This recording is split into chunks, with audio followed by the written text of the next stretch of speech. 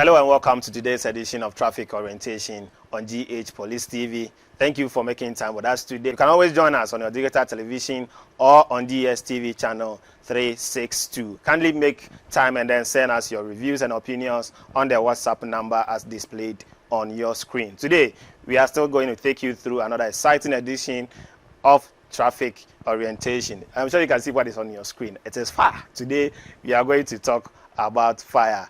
I mean, your traffic orientation program will get you through the effects that this thing can have on your vehicle and what you are supposed to do to prevent this particular thing from happening. You don't only see fire in your houses, but then in your vehicle, you can also come across fire at one point in time.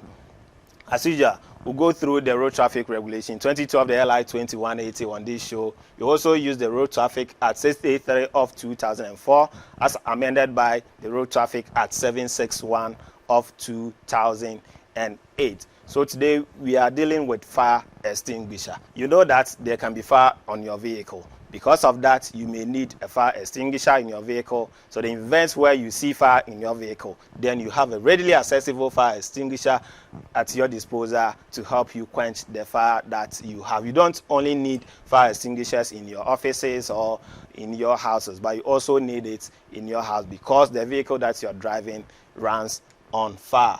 So let's look at how the vehicle's engine works and then how you are able to generate enough energy for your vehicle so that you can get it moved. For you have to understand that your vehicle runs on fuel, and then the 4-stroke cylinders help you to generate enough energy so that the vehicle can move. So that you can see on your screen, the shaft eventually will turn the cylinders and then give enough stroke power from the valves and all the other compartments that you have in your vehicle. The intake, the strokes will give you enough power in order to generate energy for the vehicle to be able to move. So the intake valve, as you can see, gives enough fuel, and then the compressions are also there as they strike the 4 cylinders, or depending on the type of engine that you have, it is a 4-cylinder or whatever cylinders that you have, it will help you generate enough energy to ensure your vehicle gets enough energy to move and then get you sorted as the driver of the vehicle. So the fire stroke, as you can see, gets connected to the rod and then gets enough energy. So once the fire is created, it means that there should be smoke, and then the smoke is taken through the exhaust that you have in your vehicle. So the energy that is produced eventually generates into fire, and then they get vehicle with smokes, and then the smoke comes out. So just as you can see, the cylinders will take a time to hit the valve because of the runners that are in there. The shaft as well will also turn. You have the timing belts that will ensure that the shafts turn enough and then are able to get enough strike for you and generate energy for the vehicle to move. The timing belt is what will give you that much turning. It will turn the shafts and then all the other things that you may need to turn in order to make sure that the cylinder gets enough knocks from the valves and then generates enough energy for you to move the motor vehicle. So these are some of the compartments that you have. So eventually, as they keep on striking, what we call RPMs, the revolutions per minute, are the number of times that it will keep turning in order to ensure that you get your vehicle moved. So all these are found in the engine block, or what we call the engine block. The cylinder head is then fixed on the engine block, and then the flywheel will ensure that you get all the turnings done and then give your vehicle the connection to your tires and then all the wheels that are supposed to ensure that your vehicle is moved on the road. So just as you can see, all the hits that you are seeing on the cylinders, whether it is a 6-cylinder or it is 8 cylinders, are supposed to ensure that you get enough energy for your vehicle to move. So as you can just say 8-cylinder, it means that you have 4 on the side, and then they are able to ensure your movement of your motor vehicle. And just as it's going to generate energy, you need air intake. You know, for energy or for fire to work, it means that there should be the presence of oxygen. So the air intake will ensure that you have enough air into the engine so that you, coupled with the fuel that will come into the vehicle, you'll be able to generate energy, and then the fire that will come out from the vehicle will give you that energy. So the fuel will mix with the oxygen that you have in the vehicle, and then the heat all that you have in there will ensure that you're able to get energy for your vehicle's engine to run. The fuel filter will ensure that your vehicle's engine is not mixed with dirty fuel. It will filter the engine and then make sure that it gets enough good oil or fuel onto it. So the fuels drops on the cylinder to ensure that they are able to operate well. Now, because it will generate heat, you need cooling. So you have the water pump that is in front of the vehicle. It will ensure that vehicle also has coolant. So the coolant will ensure that the water that you have in the pumps will run into the coolant and then make sure that it will cool down the engine that has heated because of the fire and then the energy that has been created for the movement of your vehicle. So once the water goes into the engine and cools down the engine, the thermostat will ensure that the water, as it gets hot enough, will then come back into the tank for the fan to recool it and then go back into the engine to ensure that it is cold enough to ensure that your block or your engine is not so much heated. So that is what the cooling system will help. So the water pump will do that work for you. It will pump the water from the pump into the engine and then the thermostat will test the temperature. As you can see, the thermostat will ensure the temperature of the water that you have. It is so hot, then it will bring it back into the water pump to ensure that it is cold again before it goes back. Then the electrical part of your motor vehicle. So you have the spark plugs. You can see that there are a lot of power, there's a lot of fire sparking from the plugs that you have here. All these are things that go on in the motor engine. So you can see that everything in there is fire and you need to get something. So the coil packs are all there and they are all working with fire because you need that to ensure that your motor vehicle gets enough engine. So the engine control module, everything in there will ensure that your vehicle's engine runs very well and it runs on fire. The fuel mixed with oxygen and the heat that are there will ensure. So you have the alternator. The alternator will ensure that the batteries are charged. The battery is well charged because of the work that it will do for your engine. So once the battery runs down, then the alternator will ensure that it is recharged and then charged well so that it can be able to push your vehicle. Then the starter will help your vehicle to start eventually anytime that you want to. And now you have the oil. In order to ensure that there's free flow of the shaft and then the cylinders and everything that you have in there, the oil is pumped into the engine to ensure that it is run well and then not get worn out because of the work that because they keep running and they will need enough oil to ensure that they are well lubricated and not crash into each other or not wear out as they work for your vehicle. So the oil galleries will ensure that there's enough oil intake through the oil pump and then you get enough oil running in your vehicle. So the oil pan in there, you see the oil there, as they keep working, they fetch the oil and then lubricate the various parts that need oil. The oil also has a filter. So the oil filter will filter the oil and make sure that no dirt is taken through the engine. And then we have the exhaust. Once everything is done, the work is done, the heat is accumulated and then fire comes out. You need the smoke that is in the vehicle or the engine moved out from the vehicle, and then that is what you need. Eventually it will make noise, so the muffler will make sure that the noise level is reduced and then the smoke will come out of the vehicle through the exhaust that you have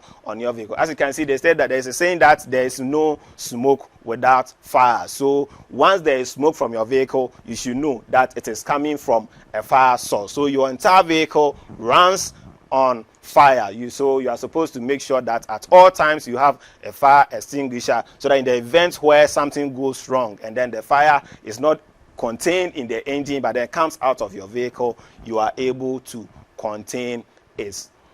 So let's see what is happening here. You can see this motor vehicle caught fire. It was running well, but then eventually ended up catching fire. But because the person didn't have a fire extinguisher that is readily accessible, he or she was unable to attend to the fire early enough, and then it engulfed the whole vehicle. Someone will ask that, how much is fire extinguisher? You have been able to gather money to buy this vehicle, then why can't you get money to buy a fire extinguisher to ensure so that in the event where your vehicle catches fire, you'll be able to quench the fire in time? So please let's ensure that we have fire extinguishers that are readily accessible in our vehicle. Viewers, we are still on traffic orientation on GH Police TV. Today we are looking at a very important thing, that is fire extinguisher. Your vehicle runs on heat and then fire, just as you have seen, and then we went through your vehicle, the valves, and then the oil, and all the things that are in there are fire. Eventually they come out as smoke. Depending on the strength of your engine, the smoke may be thick or light depending on the engine strength of your motor vehicle. But whichever way, your vehicle comes or generates energy, which is turned into fire and then comes out at smoke. So once there is fire, you will need something that will help you quench that fire in the event where it gets out of hand. So today we are looking at regulation 69 of the Road Traffic Regulation 2012, that is the LI 2180. We are looking at fire extinguishers. So the sub-regulation 2 is saying that a person who drives a motor vehicle or trailer shall ensure that the motor vehicle or trailer has in a readily accessible position at least one fire extinguisher. So what is a motor vehicle or the trailer that we are talking about? So your motor vehicle could the motor vehicle that you drive and use for your various activities, that is the cars and trucks that we use. It could be a government owned motor vehicle, it could be the one that is for diplomatic call, it could be for commercial purposes, it could also be a DV or a DP or whichever motor vehicle that you get onto our roads. You are supposed to ensure that you have in them a readily accessible fire extinguisher. And what do we mean by readily accessible fire extinguisher? It means that the fire extinguisher should be in a position where at every point in time you can easily get access to it. You can face it in the letterbox or just beneath the letterbox of your motor vehicle, so that in the events where there's fire, you may not have to come out of your vehicle if you have kept it in your boot. It means that you have to come out from your vehicle before you get hold of the fire extinguisher, and at that time everything can go wrong. So please let's ensure that the fire extinguisher is at a readily accessible position, and then you can always lay hands on them. So you can put them, if you don't have any places that you think they are safe for you to face, you can just put them somewhere just beneath the front seat of your vehicle so that you can lay hands on them at any point in time. So you should have at least one.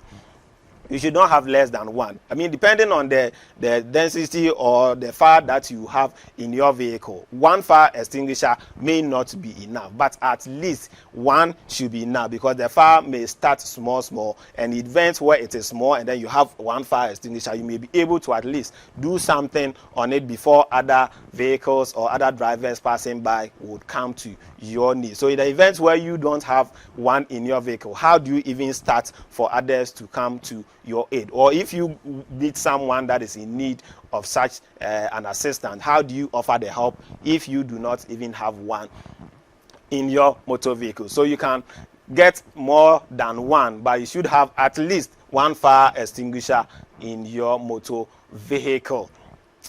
And then the condition of your fire extinguisher. It is not any fire extinguisher that you're supposed to use. The fire extinguishers come in classes. I mean, there are types that you are supposed to use. The type of fire extinguisher that you are supposed to use in your vehicle is the multi-purpose dry chemical powder or the halogenated carbohydrate type. That is the type of fire extinguisher that you are supposed to use. We have types. We have the water, we have the wet chemical, we have the foam and all that. But we are saying that for your vehicle, you are supposed to use the chemical powder for your motor vehicle. Please ensure that you get the powdered one, the chemical powdered one, or the hydrocarbonated one for your motor vehicle. So this is the type we are talking about. Do not get yourself the water one. Do not get yourself the foam one. And then one thing, you've got yourself a fire extinguisher, but then are you sure that it is in good condition? It has an expiry date.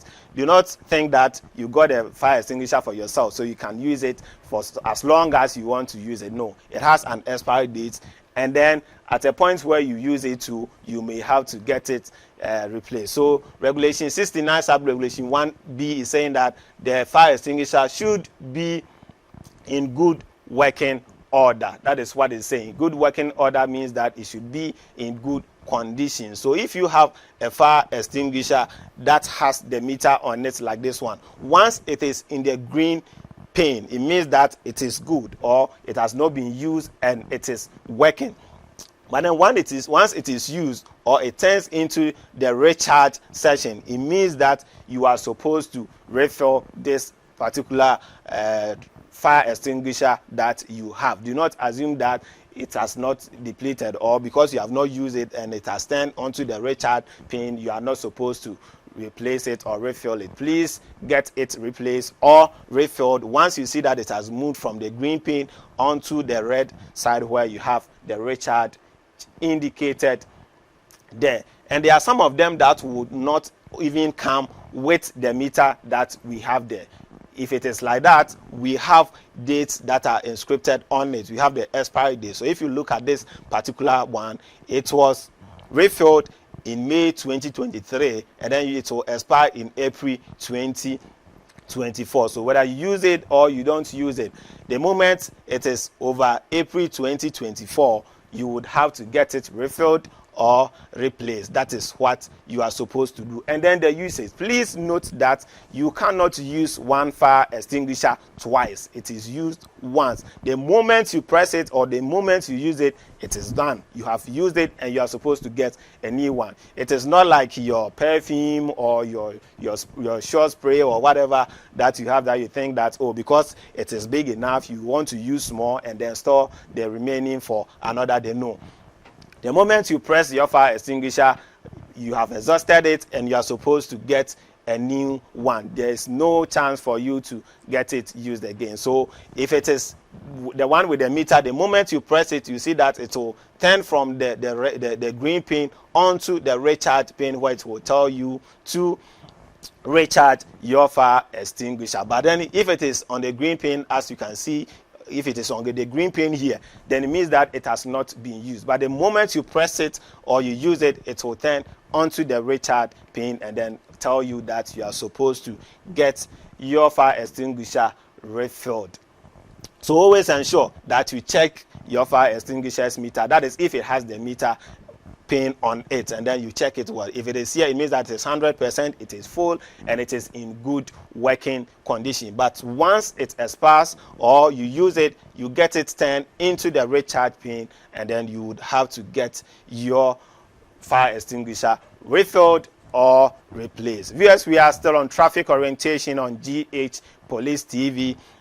We are looking at one important thing. I told you that there is no smoke without fire. Your vehicle, eventually emit smoke.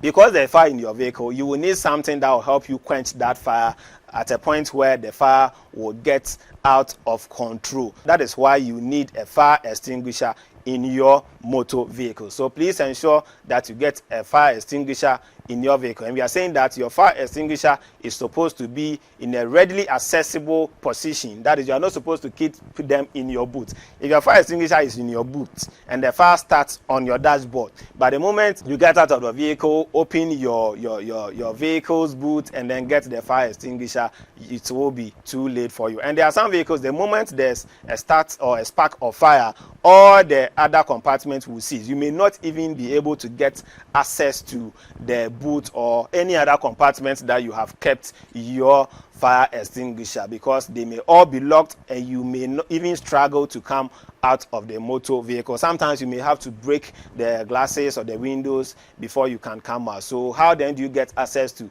the fire extinguisher that you have in the boot of your vehicle? So please, let's make them readily accessible in the vehicle, so that in the event where there's fire, we can get hold of them quickly and then start quenching the fire. And we're saying that they are also supposed to be in good working condition. It should be refilled at all times once you realize that it has run out of time. If it has the meter, it means that once it is used or it expires, it will turn from the 100% or the green pin into the recharge pin or the red pin that you see on the left side of the meter. Immediately get your fire extinguisher refilled or replaced the moment you see such a thing on your fire extinguisher. And if your fire extinguisher is the manual one which does not have the meter on them, there are also inscriptions on them that will indicate the date that you refilled it and then the date that you are supposed to change it or the date that it will expire. We also mentioned that your fire extinguisher can be used only once. It means that you can't use your fire extinguisher twice. Do not assume that Because your fire extinguisher is vague, you can use more and then store the remaining for another day. Please, the moment you open it or the moment you tap on it and there's an outflow of the powder that you have on your vehicle, it has exhausted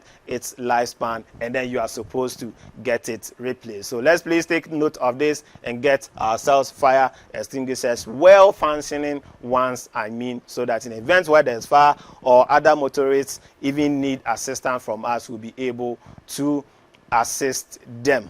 But then there are also types of fire extinguishers. Let's look at the type of fire extinguishers that you will need for your class of vehicle. So regulation 69 sub-regulation 2 is saying that the following requirements apply as regards the type of fire extinguisher required in a motor vehicle. So your motor vehicle would then let us know the type of fire extinguisher that you will need on it. So regulation 69 sub-regulation 2A is saying that a saloon vehicle and sports utility vehicle with an engine capacity of between 800 cc and 4,500 cc shall carry a 1 kilogram fire extinguisher. So once your vehicle is a saloon or a utility vehicle that is between 800 and 4,500 cc, you may want to get yourself a fire extinguisher of 1 kilometer. That is what you will need. Do not get a fire extinguisher that is less than that. This is what the LI is prescribing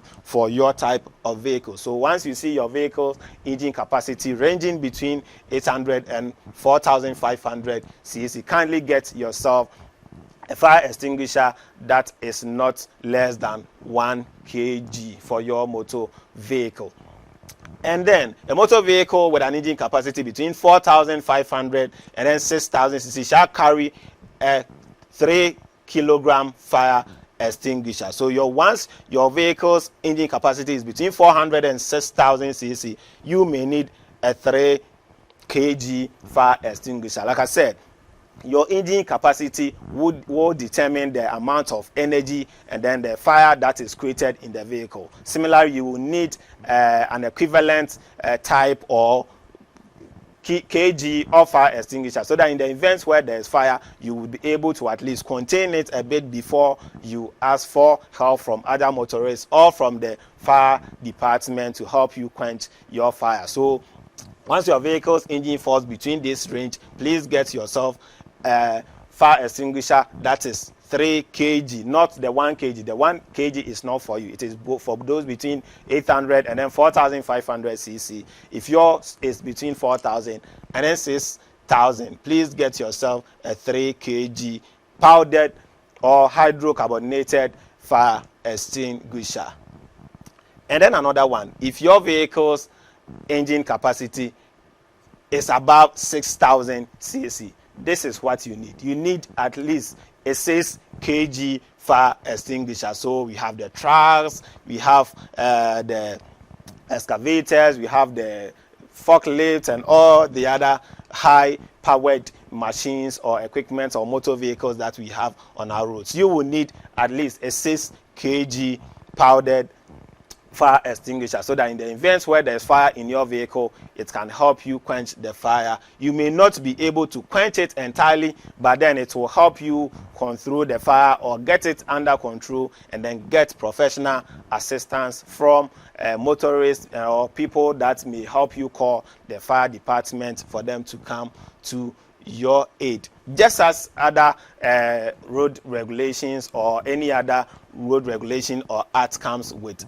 a charge or a conviction or a punishment, your inability to get a fire extinguisher for yourself is also an offense, and it's an offense and as such comes with a punishment. So if you're unable to get yourself a working fire extinguisher or a fire extinguisher that is of the class that is required for your motor vehicle, it is an offense. And once you get yourself arrested and you are put before the law court, if that is the essence of the police engagement with you at the time, because I said earlier, or I've said before, that once the police come on the road, it is either for enforcement or for education, and education is mostly some of the things that we do, just as we are doing on GH Police TV's traffic orientation program. So please, when you learn on the show or you get yourself educated on the show, ensure that you get it and then put it into practice, because once you are arrested on the road, you may not be lucky and the officers may not be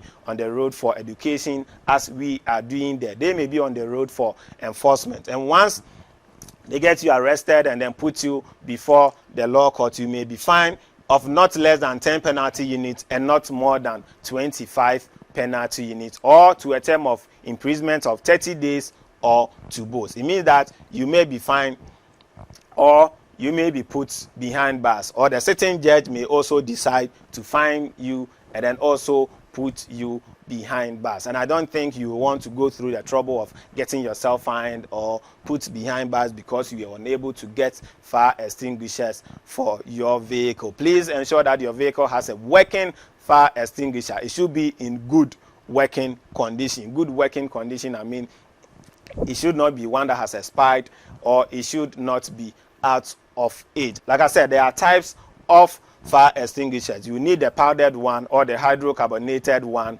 so that your vehicle can be safe on the road, and in events where there's fire on your vehicle, you can quench the motor vehicle. If you're unable to get all this for yourself, then you get yourself into trouble. Viewers, we have come to the end of today's show on traffic orientation. Today we looked at Regulation 69 of the Road Traffic Regulation 2012, the LI 2180. We looked at fire. I mean, your vehicle is fire because it works on fire.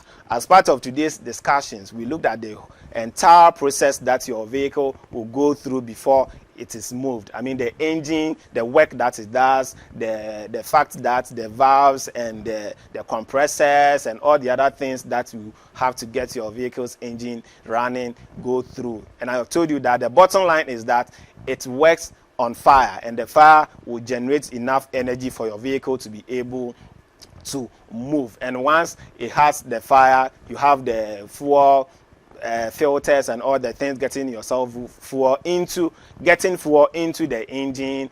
Once it gets heated, there's the water pump that will ensure that your engine is cooled down and then ensure that it works well. And then we have the thermostat that will ensure that the water that is taken into the engine is tested once it gets hot and then comes back for it to be recooled and then taken back to the engine to help cool down the engine.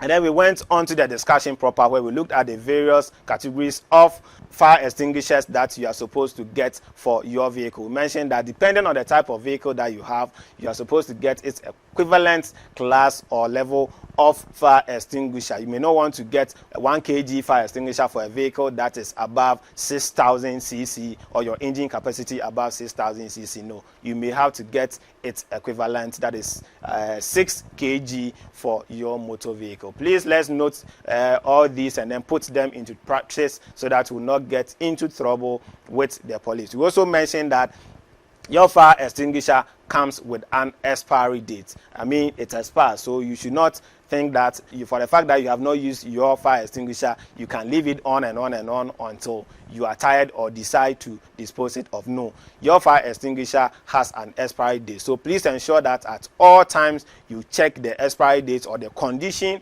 of your fire extinguisher so that you can get it replaced or refilled if yours is the one that can be refilled. Your fire extinguisher should be of the class of vehicle that you have. Do not get one that is so small that it cannot contain a heat or fire from your vehicle's engine.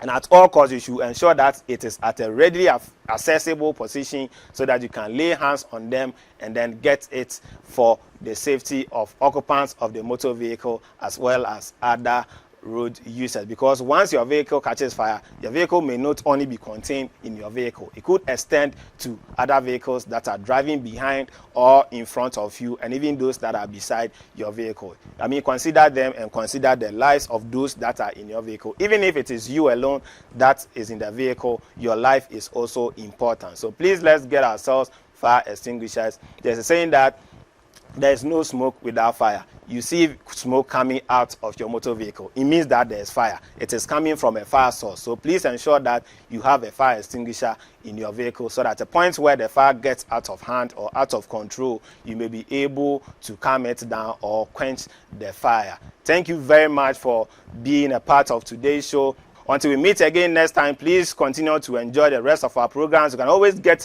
GH Police TV on your digital television or on DSTV channel 362. Don't forget to send us your review and opinions on the WhatsApp lines that you can see on your screen. Thank you, and do join us all the time on Traffic Orientation.